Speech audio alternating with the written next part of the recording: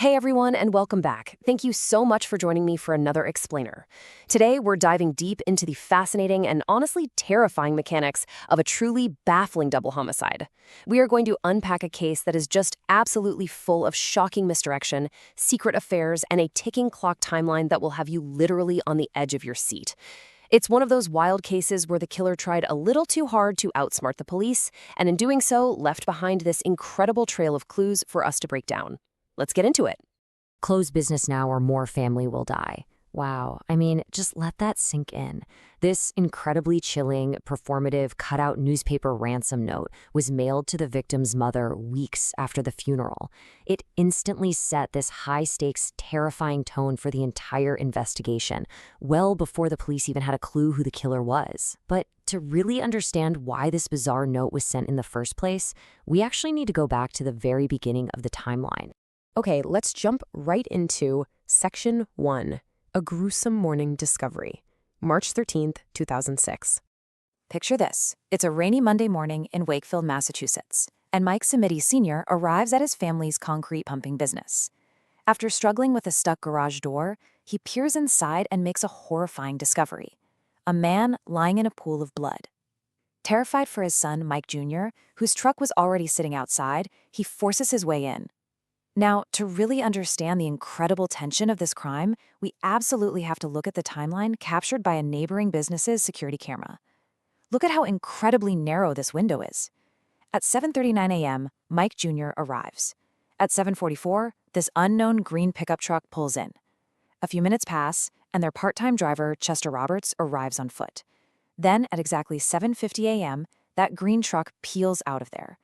Just 12 minutes later, Mike Sr. arrives. Think about that for a second. The killer executed two men and vanished into thin air in exactly 6 minutes. The scene inside was completely gruesome, but also strangely pristine. Downstairs, 51-year-old Chester Roberts was found shot once in the back, likely caught completely by surprise just as he walked through the front door. Upstairs, Mike Sr. found his son, Mike Jr. He was slumped in his desk chair, having been shot directly in the face and the chest. State Trooper Kevin Baker arrived on the scene and immediately deduced that Mike Jr. was for sure the primary target here. The killer marched right up those stairs, totally bypassed everything else of value in the office, and executed Mike before the guy even had a chance to stand up. Which brings us to Section 2. Was it a mob hit? The Allstate Concrete Connection. So, you have to ask, who would execute a beloved local business owner with such cold, ruthless efficiency? Well, the immediate, highly plausible theory was a professional mafia hit. The Zmedis were an Italian-American family running a lucrative concrete business, and crucially, they were contractors on the Big Dig. Now, if you know Boston, you know the Big Dig. It was an absolutely massive, notorious tunnel construction project that dragged on for 15 long years. And it was famously plagued by crazy budget overruns, rampant corruption, and very real mafia dealings. For the state troopers looking at this scene, the mafia theory instantly gained immense legitimacy. Had the Zmedis stumbled into a shady deal? Did they upset the wrong organized crime figure? It made a lot of sense. And the physical evidence perfectly supported that professional hit theory. There was zero signs of a robbery. Super expensive equipment was just left completely untouched. There was no forced entry and absolutely no bloody footprints or signs of a struggle anywhere. The killer left a remarkably clean scene, literally like a ghost had been there. Aside from a single 16-gauge shotgun shell left on the floor, it all heavily pointed away from a random messy break-in and straight toward a cold, incredibly calculated professional hit. All right, moving to Section 3, Grudges and Secret Affairs, looking closer to home. But as the detectives began pulling at the threads of Mike Jr.'s life, the narrative took a massive turn.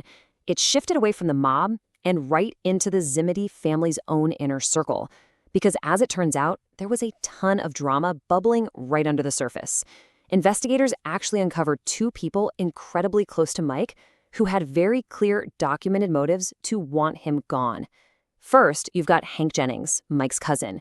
He was a disgruntled former employee who had actively sued the family business over unpaid overtime. And second, and this is a big one, Michelle Zmedi, Mike Jr.'s own wife. She stunningly revealed to police that she had been having a secret affair with their neighbor up at their New Hampshire vacation lake house. So what does this all mean? If the mob theory didn't pan out, and if it wasn't the angry cousin Hank, Who on earth was driving that mysterious green truck caught on the camera? This completely changed the trajectory of the investigation, pointing the finger directly at the man Michelle had the affair with, their neighbor and supposed close family friend, Sean Fitzpatrick. Let's look at Section 4, the alibi roadblocks, dead ends, and frustrations. At this point, detectives thought they had finally found their guy. I mean, a secret love triangle? That is literally one of the oldest motives in the book. But right as things seemed to be perfectly coming together, the investigation slammed into a massive brick wall. Consider the contrast we're looking at here. On one hand, Sean's motive was glaringly obvious. Michelle had officially broken off their affair just a month prior, choosing to go to therapy and fix her marriage with Mike. Sean was left completely devastated. But on the other hand, Sean's alibi seemed totally airtight. A neighbor testified to seeing Sean outside his home in New Hampshire at 9 a.m. That is a solid 2-hour drive away from the 7:50 a.m. murders. Plus, Sean drove a bright red truck, not the mysterious green one from the surveillance footage. The timing just simply did not work. And just like that, poof, every single suspect was cleared. Hank's employer confirmed he was at work, Michelle was at home with her kids, and Sean was hundreds of miles away. It looked like the perfect crime had seemingly been committed, and the case of the Wakefield double homicide went entirely cold. Frustrating, right? But then we hit Section 5, a theatrical ransom note. The killer overplays their hand. About 5 weeks after the funeral, a massive break in the case finally arrived, and it was entirely due to the killer's own hubris. Remember that note we talked about at the very beginning? Close business now or more family will die? Well, it was delivered to Mike's mother, and it was pieced together with literal cutout newspaper letters, desperately trying to mimic a Mafia warning just to throw the police off the trail. But notice the dramatic irony here. In trying so hard to be movie-like and pin the blame on the mob, the killer made a fatal rookie mistake. The crime lab tested the letter and actually found distinct traces of DNA and a clear palm print. So the ultimate question hanging in the air for these detectives, whose DNA is actually on this theatrical, completely over-the-top ransom note? Let's wrap this up with Section 6, the true killer revealed, the dominoes fall.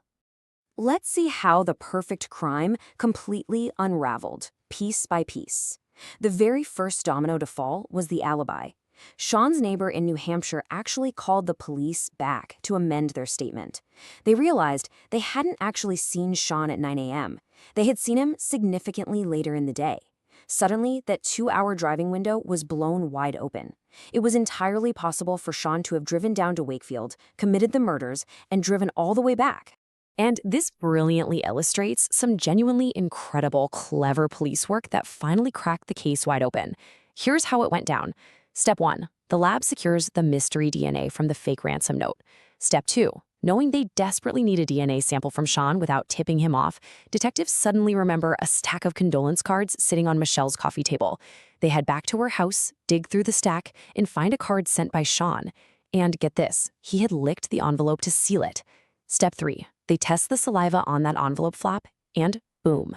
It is a perfect 100% DNA match to the fake Mafia ransom note. By tying all these threads together, police reconstructed the chilling, awful reality of what happened during those 6 minutes. Sean Fitzpatrick desperately wanted Michelle for himself. He borrowed an out-of-town neighbor's green pickup truck to hide his tracks. He drove down to Wakefield, marched right up those stairs, and executed Mike. And on his way out, poor Chester Roberts walked through the door at exactly the wrong time. Sean shot Chester in the back simply to eliminate a witness before fleeing the scene. Just completely senseless. But ultimately, justice did catch up with him. In June of 2006, Sean Fitzpatrick was arrested, tried, and received 2 consecutive life sentences for the murders of Michael Zmedi Jr. and Chester Roberts. Which leaves us with a truly chilling final thought to chew on.